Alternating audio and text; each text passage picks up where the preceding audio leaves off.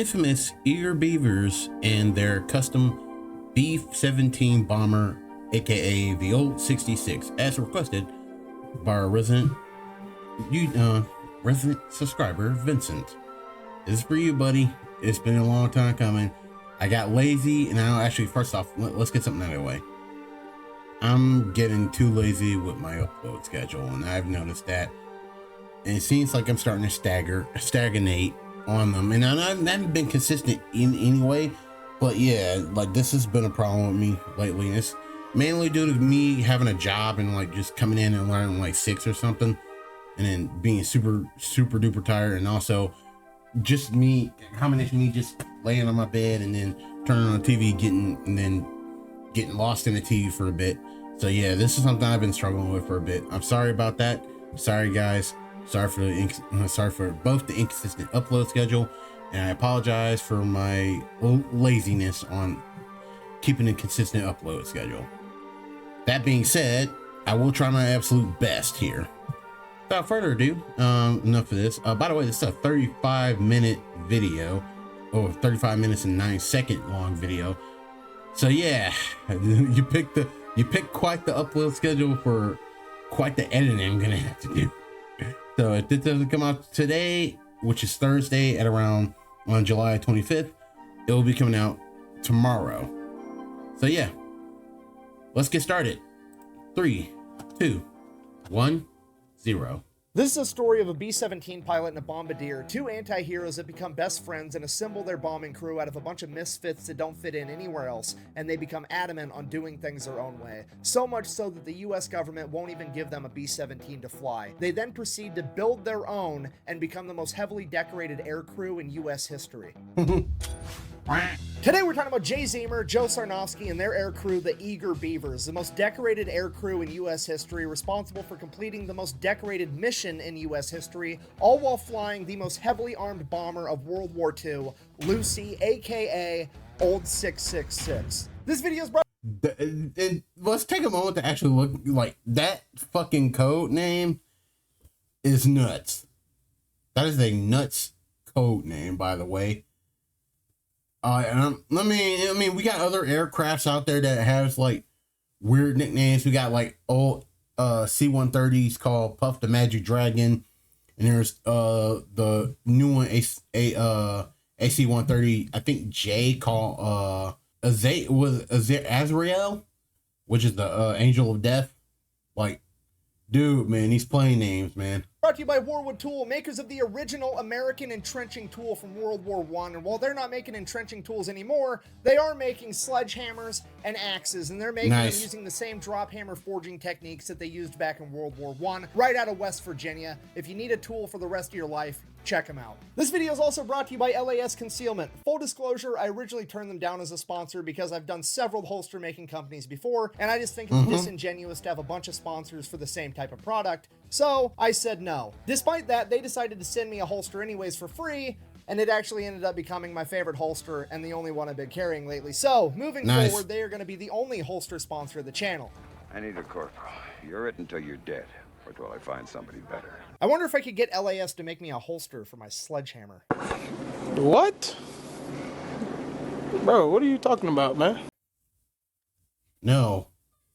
What would you need a holster for a sledgehammer for? Anyways, back to the video. Starting off with our pilot and main character, Jay Zemer. Born in 1918, he grew up in Pennsylvania. Hello, Mr. Jay Zemer. Also, quick thing before we get going. I gotta do this real quick. By the way, we're back. Just had to do something real quick. For high school, he was sent to a military boarding school in Culver, Indiana. While there as a freshman, despite the school's policy on no students having vehicles, he managed to acquire a Willys Motor Company Whippet, the direct predecessor. What do you mean by that? Of the Jeep. And he managed to turn this thing into an absolute hot rod, better than it ever ran before, until the school finally found out that a student had a car, which is against the rules. So he had a disciplinary meeting with the dean. He goes into this meeting with the dean and he's like, look, I'm in the engineering program. I'm taking all the engineering classes. I want to go to school to be an engineer. I just rebuilt a motor and I'm 14 years old. You guys should treat this as extra credit. To which the dean, being cool, is like, well, take me for a test drive and we'll see. Takes the dean for a test drive. Ford versus Ferrari. Fucking love that movie. Dean has a great time. He ends up giving him extra credit and letting him keep the car the entire time he's at military boarding school. Nice. This man said, hey, like, I just whipped this sucker up and I'm here for, I just whipped this sucker up. I'm here to, get an engineer degree. You should be treating this shit like, come on, man. I'm like, okay, shit, take me for a test drive. Get done with test drive.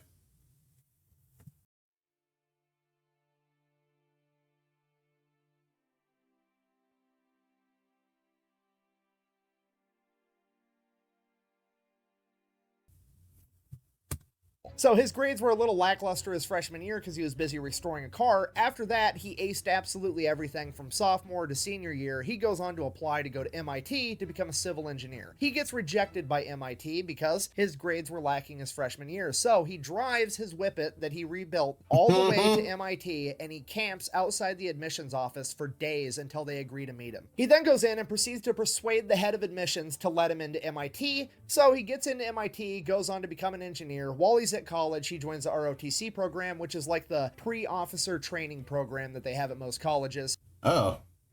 While he's there, he ends up flying a plane, and he absolutely loves it. It is now his new goal in life to become a fighter pilot. So naturally, he applies to go off to Army Air School to become a pilot, at which point he is pretty much immediately informed there's a 0% chance that he will ever get inside of a fighter plane because he's way too big. At this point in time, they only let the smaller guys be the fighter pilots, and all the bigger guys had to go work in bombers, and Jay was a big dude, well over 6 foot. So it's not exactly what he wanted, but it is the next best thing. No big deal. He goes in, does the paperwork, does the physical exam. Bad news, his eyes suck, and his vision is... No. Wait. There it is again. Oh, the poor eyesight bullshit. That's like the, I think, third person with poor eyesight that I've heard about. I'm probably lying to myself because I probably got other ones on my channel, but dear God, man. Again, they're turning away another person because of poor eyesight, man. Stop it. Get some help.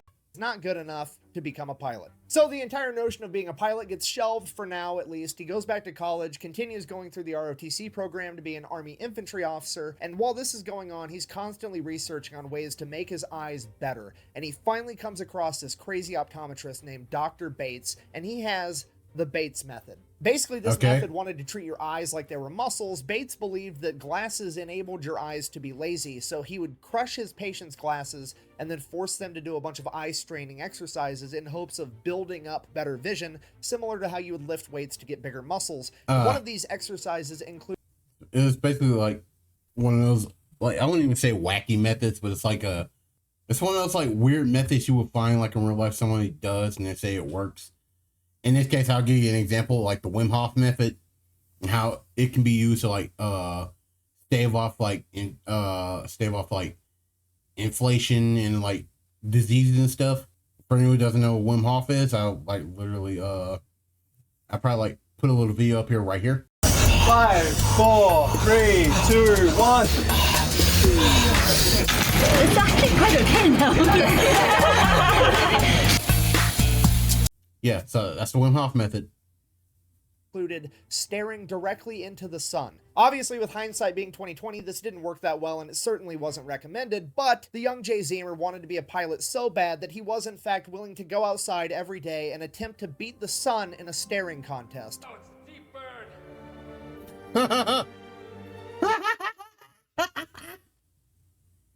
burn. What the fuck?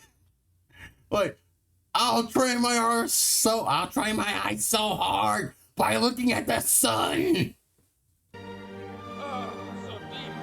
Essentially trying to give himself a caveman version of LASIK. Obviously, this does not improve his eyesight. If anything, it makes it better, but it does highlight just how bad this guy wanted to be a pilot. So, World War II kicks off, standards get lowered, and he gets accepted into the bombing program. And from there, he becomes the top of his class pretty much immediately. He is so good at flying bombers that he can actually perform fighter maneuvers inside of a bomber, which is something most pilots would never even imagine. But not... Excuse me real quick, I gotta do something. And I'm back. Sorry about that. I had to go get some juice. Back to the video. Not only only is he naturally talented at it, he also works extremely hard. He could tell every single American, German, and Japanese plane and their capabilities just by their silhouette. Friend or foe? Foe. Wow. You idiots. It's a That's actually pretty solid. pigeon. So Jay Zemer is hands down the best bomber pilot in training right now. Somewhere along the lines, during training, he becomes friends with the best bombardier in training by the name of Joe Sarnofsky. This guy is basically the Larry Bird at putting warheads on foreheads. They hit him up and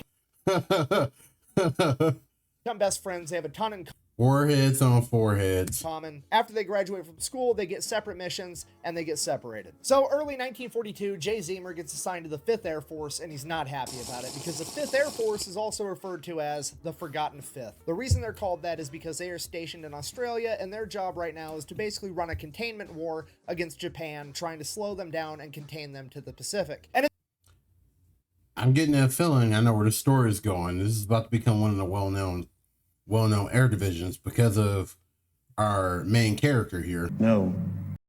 at this point in time, nobody cares about the Pacific theater. The entire world is watching the European theater as America and Great Britain fight their way through North Africa into Italy to take back France and eventually overthrow Germany. No, on that subject, I believe I heard it was either on an unsubscribe podcast clip or something, but it was, someone said something about like most of Europe thought only World War II was happening only in Europe, but has just completely forgot that Japan was also part of it, part of the Axis party, the Axis being Germany, Italy, and Japan. And it's like, dude, like we were like America was fighting a whole other war over here during World War II with no other ally help, or at least probably very little ally help. That's where the majority of the funding's going. That's where all the attention and glory is. That's the place where young, motivated men like Jay Zemer want to be.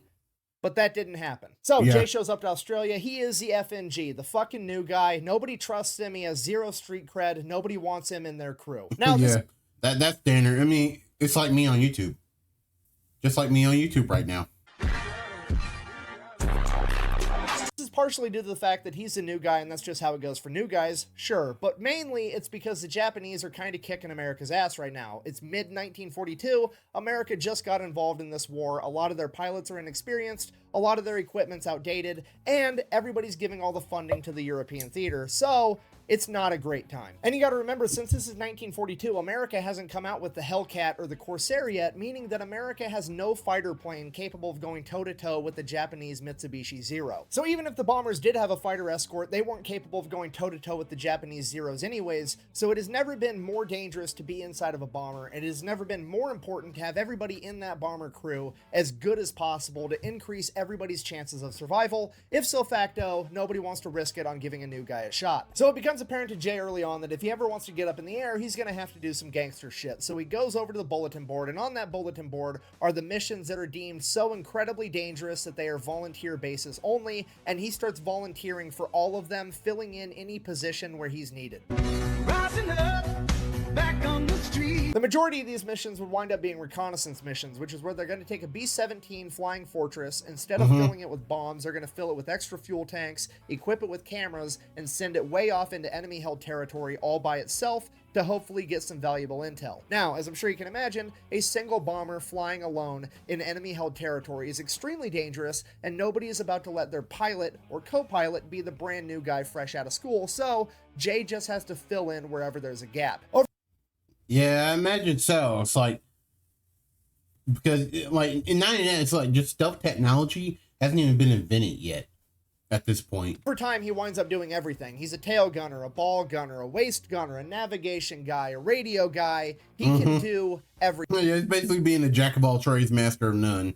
And eventually he works himself up enough credit that they let him be co-pilot for a little while. And while he's working as a co-pilot, he figures out something very, very important. You have to remember, he's an engineer. He loves taking things apart, figuring out how they work, why they work, trying to make them better. And while he's sitting in the co-pilot seat, he figures out how the Japanese Zeros are tackling the B-17s. You have to remember, this is 1942. The B-17s that they are flying are the B-17Bs. They are the first generation of mass-produced B-17s ever, and they have one fatal flaw, and the Japanese figured out how to exploit it. You see, the B-17s have a ton of machine guns all over them to defend themselves. They have a tail gunner, a ball gunner, a waist gunner on each side, and a turret on top. The problem is, none of those can shoot in front of the plane.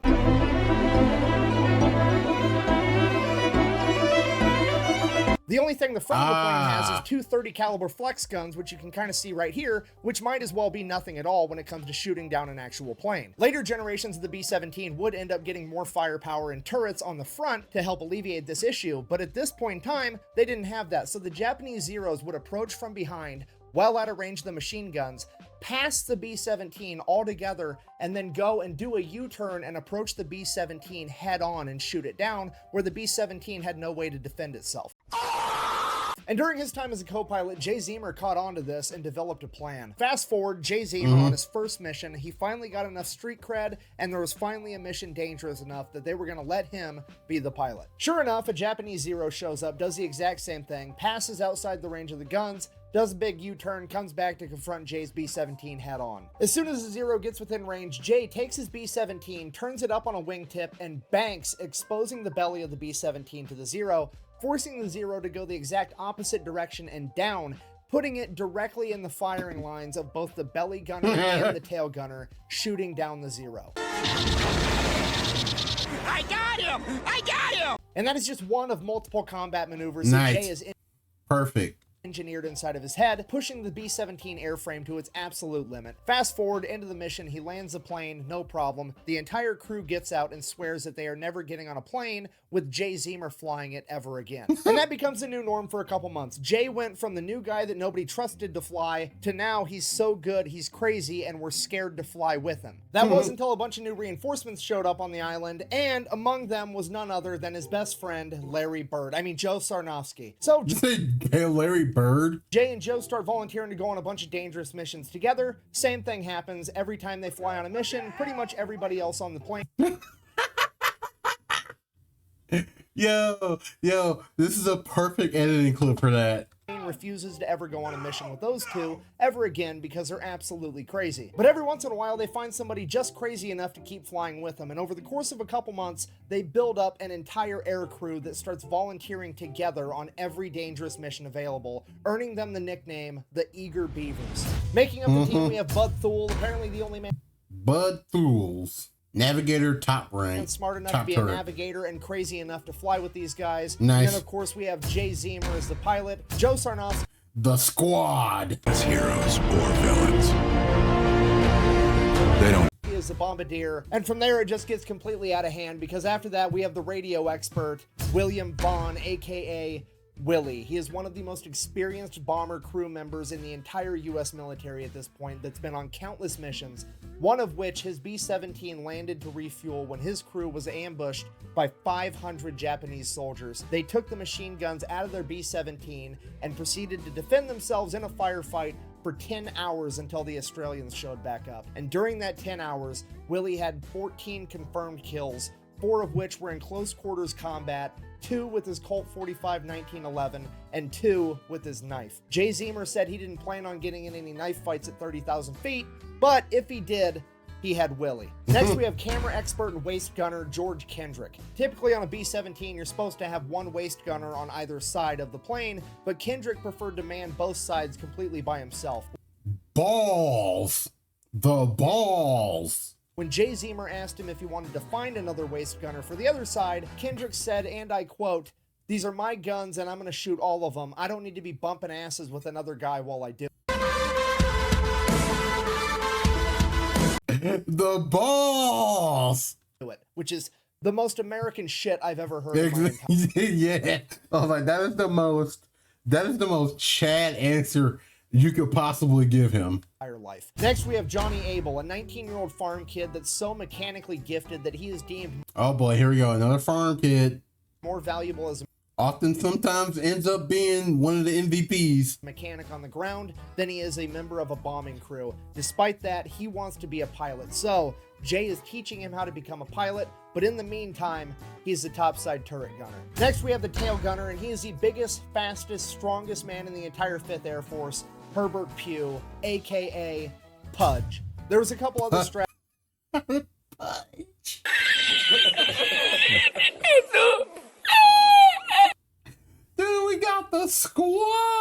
squad.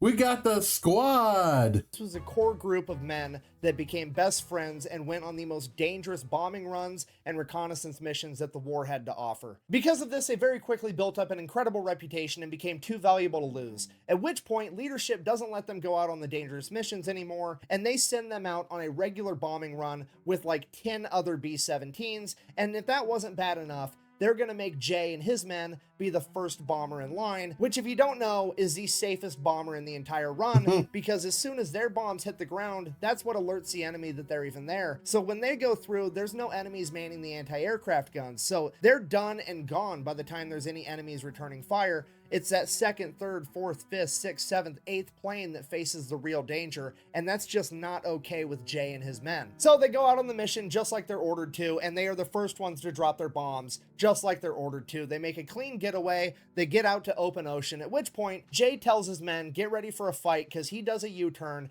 goes back in, flies over the enemy compound at 1,000 feet, while his men from the ball turret, the waist guns, and the tail guns open fire on the enemy's anti-aircraft positions on the ground, literally becoming a ground attack plane like they're an antique C-130.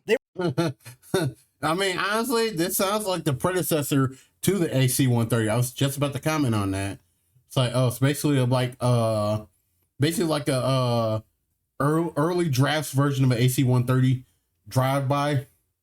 They were able to knock out all of the enemy spotlights and most of their anti-aircraft positions, and every single B-17 on that mission made it back home.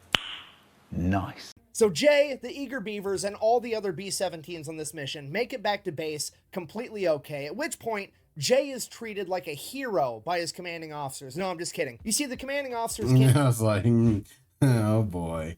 What happened? Give themselves a bunch of medals if their men are defying orders but doing the right thing because it makes them look bad. So naturally, Jay is somehow the bad guy here. So he and the eager Beavers are all confined to quarters pending court-martial. The only reason that Jay and his entire crew weren't kicked out of the military right then and there was because there was a journalist in Australia with the 5th Air Force that heard the story from one of the other B-17 crews, and they reported on it, writing a story that would end up getting read by a congressman that wanted it investigated, and he demanded and ordered that chain of command to give Jay, Joe, and all of his men on that air crew a silver star. So at that point, yeah, I was like, fucking, actual Congressman W for once. Hot damn! Point Jay and all of his men get a silver star. Leadership just kind of has to drop the issue, but also, fuck these guys. We're not going to give them easy missions anymore. We're only going to give them the hardest missions we have, and if they die, they die. We don't really care anymore because fuck off. They made us look bad. Which is exactly what Jay and his men wanted all along, so it all works out. All right. Oh, yep. Okay. Silver lining, like, joke's on you. We're into that. Fast forward, next big dangerous mission, officially known as Flight of the Geishas. Naval codebreakers have deciphered enough messages to figure out that in the city of Rabaul there's a hotel, and the penthouse of that hotel is being used as an exclusive officers club where they are being entertained by a bunch of geishas and getting hammered. And among those officers is rumored to be none other than Admiral Yamamoto, the leader of the entire Japanese Navy. Their mission is to fly in with a single B-17 under the cover of night, bomb that hotel, take out all the high-ranking officers, and make a clean getaway. So Jay and the crew get pulled in, they get briefed on the mission, no big deal, everybody's gonna go off to bed, they got a big day tomorrow. Everybody except for Joe Sarnofsky. He stays up all night long studying the map of the city of Rabaul. Nobody knows why, they just think he's overcautious. They go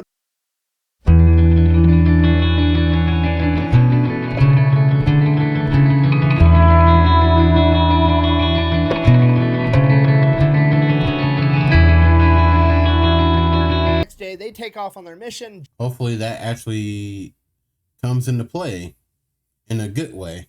Jay flies them all the way there, gets them real close to the hotel, at which point Jay can actually send the controls of the plane over to Joe Sarnofsky in the bomb bay, so Joe can control the plane and really line up the shot that he wants with this bomb. So Jay sends the controls over to Joe. Joe opens the bomb doors and veers way off course, miles and miles off course, like 10 miles off course.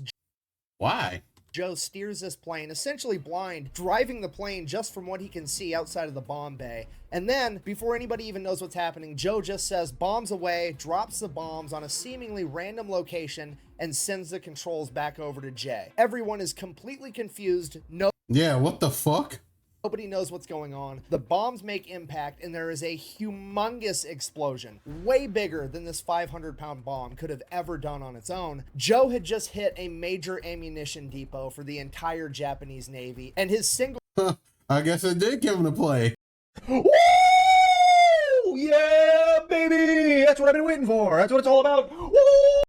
bomb set off a chain reaction, blowing up the entire facility. Come to find out, Joe Sarnofsky didn't feel right about killing innocent geisha girls, and he decided that he was going to find a target that was just as, if not more valuable than the Officers Club, and blow that up instead. I get it. Okay. I can respect that. So they make it back to base, tell leadership everything that happened, and leadership is absolutely They're furious as fuck. I know they are. furious that they decided to do their own thing instead. They interrogate the entire crew, but nobody is ratting on Joe Sarnofsky. Something, didn't you, Jerry? I did not say nothing, man. Why you always... I did. What you say? I told him I was banging your wife. So as a Fucking love that movie, Four Brothers. Which takes place in Michigan, by the way. punishment, they're ordered to do the mission again, and this time do it right. But that is essentially a death sentence, because now they know that the Americans are bombing the city and they're going to be on high alert. So they're just going to do it anyways, and I think leadership was actually trying to get them killed, but it's not really going to work out that way. So crew goes to bed early. Joe Sarnofsky. Yeah, it's the sucky part about this type of thing. Like, if you don't do what you're told, even though you're doing relatively the right thing, relatively right according to your own moral code in this case. Yeah. He stays up all night again, studying the map of the city of Raboul. And yet again, the same exact thing happens. Jay gets him all the way there completely undetected, sends the controls of the plane over to Joe. Joe opens the bomb bay, veers way off course, miles and miles off course, bombs a seemingly random location, and there is an even bigger explosion than the day before. It is an enormous explosion. Jay had just taken out a major fuel depot, again, for the entire Japanese Navy. They make their way back to base, at which point they are effectively grounded, and leadership will never give them a B-17 to fly again because they refuse to follow orders. Oh my god. And they are given absolutely no credit for single-handedly bombing major fuel and which is the ironic part, right? Like, unironically, they get effectively, it's like being handed a standing of olive branch in this case that they were doing, and like, hey, we may not be taking out the leaders, but we are taking out something that's just as equally good. But no, they just ignore it. Yeah, no, you need to do exactly what I say. In the city of Raboul. All right, so leadership's being a bunch of dicks. They're not going to let Jay and the As usual Beavers fly any more of the good B-17s, which sucks because at that point there's really nothing that they can do unless they plan on building their own airplane, which is exactly. I was like, I kind of figured this is where the building their own airplane comes into play. What they do. So Jay and the Beavers go out to the boneyard, and the boneyard is not just where planes go to die. They go there to be cannibalized for any good parts they may have left to keep all the other planes still running.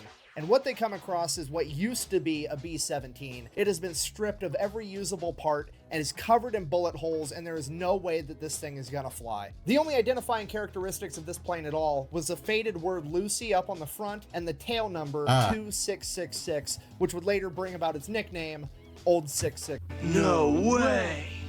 Yes way. So now they have a plane, they just need to fix it, a seemingly impossible task, but they have Jay Zemer, the engineer, and Johnny Abel, the 19-year-old mechanical prodigy, that set forward restoring this plane, while everybody else on the crew goes out and steals all the parts they need to do it. I mean, strategically transfer to an alternative location.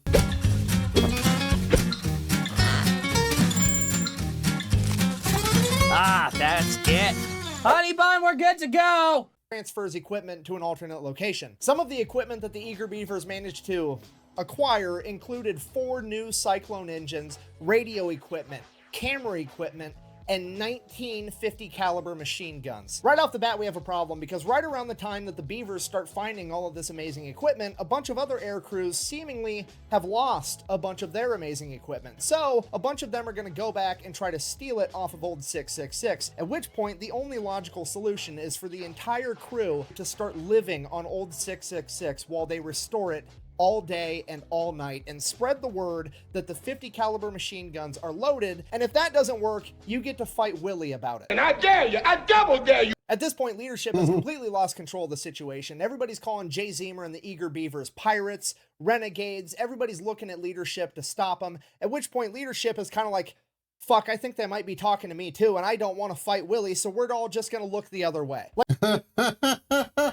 Like we talked about earlier in the video, there's not much firepower at the front of a B17, so they take a 50 caliber machine gun, mount it right on the nose cone, and they line it up with the rivet line going down the center of the cab. Nice. And they rig it up so that there's a button inside the cockpit for Jay Zemer to hit to be able to fire the 50 caliber machine gun. So all he has to do is aim the rivet line at the enemy and fire. He calls it his Schnozzler gun. Then the other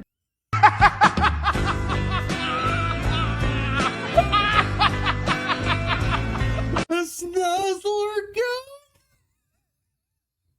two 30 caliber guns on the front of the B17 are replaced with 50 cals. The navigator compartment Dude. usually had one 30 caliber machine gun. Now it's going to have dual 50s. Then the seat for the radio guy, who typically never even had a gun, oh well, we're going to cut a hole in the plane and give him two 50 caliber machine guns as well. Then we get to George Kendrick's area, the waist guns. Typically there's 150 caliber on each side. More! Double it! Now we're getting God damn. Yo, they is pimping this ride out, man. So you want to be a player, but your wheels ain't flying. dual 50s on each side, and because that's not enough, we're also going to cut another hole in the bottom of the plane and give him dual 50s there as well. That way, when Jay banks up in front of the zero, not only can the ball turret gunner hit the zero, Kendrick is also going to be able to hit the zero as well. Then, in case any of the guns malfunction, they have 3 extra 50 caliber machine guns strapped down on the inside of the plane. Old 666 now has more than double the firepower of any other B-17 in the Pacific Theater, and after shedding over 2,000 pounds, it is also the fastest. But all that firepower isn't going to be worth a whole lot if they don't know how to use it. So Jay and Johnny continue working on the plane while everybody else is sent out to go train and become experts on the M2 50 caliber machine gun. The Beavers get to the point where every single member of the crew can assemble and disassemble the M2 Browning in under a minute while blindfolded. Joe and Jay also make it a rule that every gunner inside of their aircraft has to link their own ammunition belts, and they're going to change up how they do ammunition. You see, at this point, a B-17 50 caliber machine gun had an ammo link that went armor-piercing round, armor-piercing round, incendiary round, tracer. If you don't know, a tracer is like the little one that looks like a laser beam coming out from Star Wars. They do that so that you can tell where your fire is going and so that your friends can see where your fire is going. They start linking their ammunition so it's armor-piercing round, tracer round. And they do this for psychological warfare, because when you're shooting every other round as a tracer round out of a machine gun, it is going to look like old 666 is something out of Star Wars, straight up shooting laser beams at the enemy. Yep. So they finish up the plane and they start volunteering for every single dangerous mission that they can find. They volunteer for so many missions so often that they never actually got an opportunity to finish the nose art on the plane like you see all the other bombers have in the movies and in the old pictures, and that's why the plane never got a cooler nickname other than its tail number, Old 666. Now, most of these missions, just like before, are recon. It is Jay, the Eager Beavers, and Old 666 going up into enemy territory completely by themselves, and every single time they come into enemy zeros, they light them up. The new machine guns are incredible. Light them up, boys. Fire! And Old 666 is the aerial equivalent of George Foreman on his second title run. It's big, he's fat, he's got terrible gas mileage, but if you're going to stand in the pocket and trade with them, you're probably going to get put in the ground. Allegedly, with the combination of increased speed, increased firepower, Jay's piloting tactics, and the entire crew's newfound machine gun proficiency, they were shooting down so many enemies that it became unbelievable. So the crew came back and people started doubting them. So they're like, fine, we're just gonna rig up the cameras to turn on every time we start firing the machine guns. That way, we film us shooting down the enemy fighters, which is the most world star shit I've ever heard. Yeah, it's like, hey, you know what? Fuck it. You guys think we can't do it? Okay, film the shit. Car, boss. Just get in your car, boss. You don't want no... Oh! My entire life. They were literally kicking so much ass that to get people to believe them, they had to prematurely invent the GoPro 70 years. Yo, yeah, that's yeah, I didn't even think about that. Years ahead of time. The beatings continue for a little while. Old 666, the eager Beavers, and Jay Zemer build up this enormous reputation, and eventually leadership would approach Jay with the most dangerous mission he'd ever heard of. All right, so here's a mission. The Marines what is it? Are going to make a 40,000-man amphibious landing in Bougainville. But before they do that, they wanted to get aerial footage over the coastline because they wanted to find out where all the reefs were so the Marine Corps didn't get caught up on the reefs with their amphibious landing vehicles. Oh, it's linking up with that story.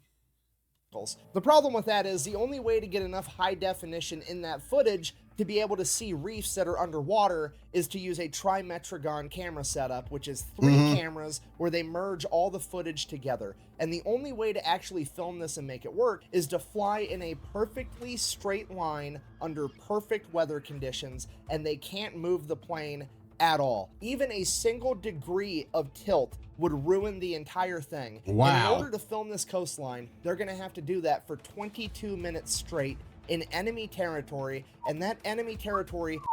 Oh shit. Oh shit, not good.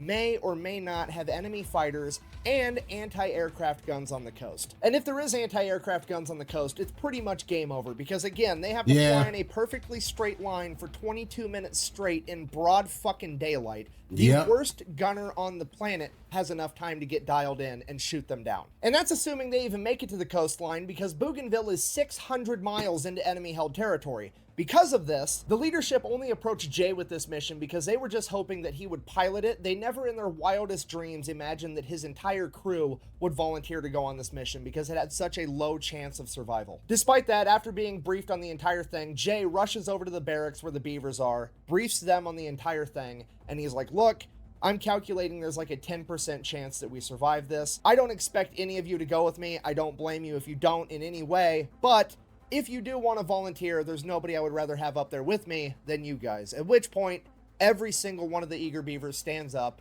and they're going with him. Whose car are we gonna take? Later on, when that's like, that's you need a crew like that with you, man. Telling this story, one of the Beavers is quoted as saying, "We thought so much of Captain Zemer and his abilities that we didn't give a damn where we went, just so long as he wanted to go there. Anything okay by him was okay by us." Jay then runs back over to the colonel that had just briefed him. As he is pinning the volunteer slip onto the board to collect volunteers for this mission, Jay grabs the paper, crumples it up, says that him and the eager Beavers are going to take the mission on one condition. He does it how he wants to do it, and they have no further input. He will get the mission done. At which point the colonel agrees, and it's settled. The only thing to do now is to get prepared for the mission and wait for Army meteorologists to tell them that they're going to have a day clear enough to actually pull this off. It's monsoon season, a couple of weeks go by, and then finally they get word from the Army weather guys, hey, tomorrow's the day the weather's going to break, you can get this mission done. So they all get prepped, and they take off first thing in the morning when here we go. It's still dark out for this dangerous mission. So they take off, they're making their way over to Bougainville, they get like halfway there, it's still dark out, everything's going great, and leadership radios over to Jay and they're like, hey, by the way, extra credit, it would be pretty cool if you could pop up to the top of the island and film Buka Passage as well. We don't need trimetragon footage, just normal footage would work, you can do it while it's still kind of dusk out. If you could get that done too, that'd be great. At which point, Jay is like, no, I don't. I was like, I kind of figured it's like, because that's just like out of nowhere. Like, no, I don't need extra credit during this extremely dangerous mission. That wasn't what we agreed to. I'm not doing that. Then they're like, well, too bad, it's an order. To which, God, fuck it. Is that enough? Should I keep going? Why are you the way that you are? You gotta love it. which he just like hangs up on the guy. He doesn't really care. He's going to do what he wants anyways, because that's been his MO the entire time. Okay, fast forward. They get all the way to Bougainville. It's still too dark out for them to start filming with this trimetrogon footage. So Jay asks the crew, and he's like, look, I can do a U-turn. We can fly 15 minutes out over the open ocean, do another U-turn, come back. That'll be half an hour. That should be bright enough by then. Or we could fly like 45 minutes north, film Buka Passage, and then come back and do this after. And the crew is like, whatever, I don't care. So they go, they film Buka Passage, then they come back. It is now broad daylight, so they start filming their trimetrogon footage. They get 5 minutes into the 22-minute run, and they come up on a Japanese airstrip. And on that airstrip is over 20 Japanese Zeros, and he can see men running out to the planes to come get them.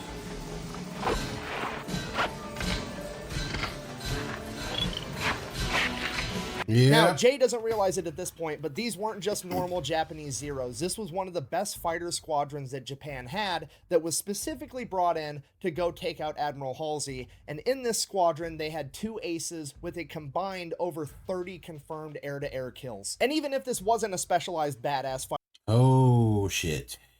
squadron, 20-on-1 is still completely undoable. They'd gone up against 5, 6, 7 Zeros. They'd never gone up against 10, let alone 20 plus. It's at this moment that Jay has to make a decision, because he knows that by the time all the Japanese Zeros get up in the sky, get in their formation, and actually attack him, he's going to have just enough time to finish this camera run. However, then he's going to have to fight his way out, which is probably a death sentence.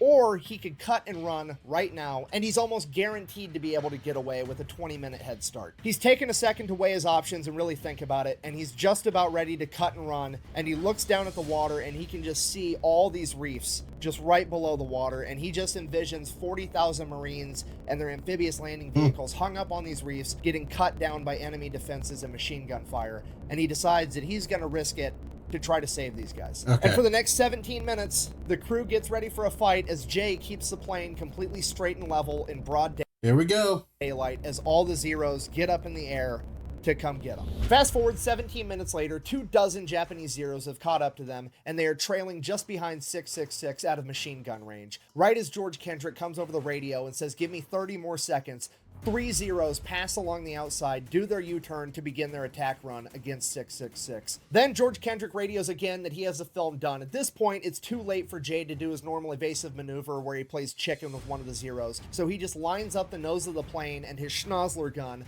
with the lead Zero shooting it down. Joe Sarnofsky down below inside the nose cone manning those guns manages to shoot down one of the other Zeros, and the third and final Zero was able to riddle the cockpit with 20mm cannon fire. This fatally wounds both Jay Zemer and Joe Sarnofsky, takes out all the navigation equipment for the plane as well as the entire oxygen system. Oh shit, not good. Jay Zemer is now slowly bleeding out inside of this cockpit with no way of knowing where he has this plane headed other than instinct and a compass that he's holding in his hand, and he has about 30 seconds of oxygen left before the entire crew passes out from hypoxia. And the remaining Japanese Zeros all now know that this is not a normal B-17, their typical tactics aren't gonna work, and they just begin swarming every direction they can, firing from all angles. Jay immediately puts the plane into a nosedive, desperately trying to get below 10,000 feet so him and his men can breathe with the oxygen system down. He drops 15,000 feet in just under 30 seconds. That is over 3 miles in 30 seconds this plane drops before Jay pulls it back up, and he estimates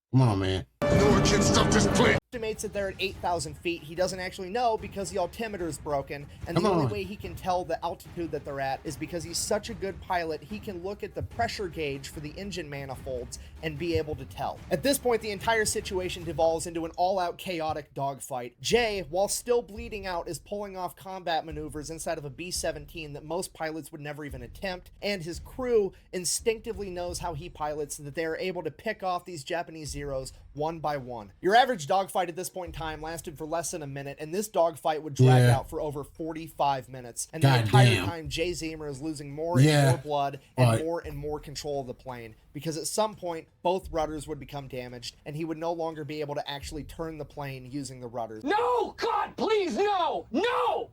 No! No! But he's such an incredible pilot that he begins individually throttling all 4 motors throttling one side up and the other side down, turning the plane that way. Throughout the course of this firefight, the eager beavers shoot down and completely destroy 5 Japanese Zeros, critically damage and send back a bunch of other ones. And by the end of this firefight, there's 5 or 6 left, fully functional and coming to get them, and they are almost out of ammunition. And right as it looks like this is going to be the end, the Zeros peel off and do a U-turn as they have to go back because they've ran out of fuel. At this point, Jay Zemer passes they got lucky out, and the co-pilot is finally... Well, they're not out of the woods yet. ...allowed to take over the aircraft, something that Jay Zemer refused to let him do in the heat of the fight. For the entire flight back, Jay is coming in and out of consciousness, and the last thing he remembers is them landing and the ground crew rushing in as he hears the medics say, "Get the pilot last, he's already dead." He would wake up in the hospital days later to find out that he had lost over half the blood in his entire body. Goddamn. But the intel that they had gathered was going to be used to launch Operation Cartwheel, a highly successful Allied offensive that military planners credited that success to the intel that Jay Zemer and the eager beavers had gathered. Because of this, both Jay Zemer and Joe Sarnofsky were to receive the Medal of Honor. Unfortunately, Joe would have to receive his posthumously. Patriot. According to the accounts of the rest of the crew, he was struck by a 20mm round during the... Okay, so yeah, sorry, a little quick cut there. I was reading this whole thing. You guys can read it right here on the screen for you, but let's get back to the video. First engagement. Despite that, he still managed to man the machine guns at the front of the B-17, shooting down an additional 2 Japanese Zeros before succumbing to his wounds. As for the rest of the eager beavers, 4 of them sustained injuries, but they all survived, and all of them were awarded the Distinguished Service Cross for this mission, making this the most decorated air crew in U.S. military history, and making this the most decorated mission in U.S. history. According to the official Japanese reports, this story is highly exaggerated because according to them, they only sent up 7 Zeros to intercept Old 666. And none of them were shot down. However, when you take into account the verifiable fact that Old 666 was hit with 5 20mm cannon rounds and sustained over 187 bullet holes, and the crew depleted all of their ammunition, literally That's how he lost his life, man. thousands of pounds of 50 caliber rounds, it kind of sounds like the Japanese official reports are fucking lying so that they don't look bad. In conclusion, now you know the story of Jay Zemer and the eager beavers, a bunch of young men that blurred the lines between bravery and insanity that ultimately were deemed so reckless that the government wouldn't give them a B-17 to fly, so they built their own and became the most decorated air crew in American history. Thank you for watching. Best way to support the channel is go buy some merch over at thefatelectrician.com. Quack bang out. Alrighty. That was a long video this time around. When you're editing this one in post-op, just cut out all the parts where I got teary-eyed. Those weren't emotions. My office must be talking to his editor. Cutting ninjas. Alright. Yeah, so that's the end of the video, guys. Thank you all for watching, and I'll see you all next time. Peace.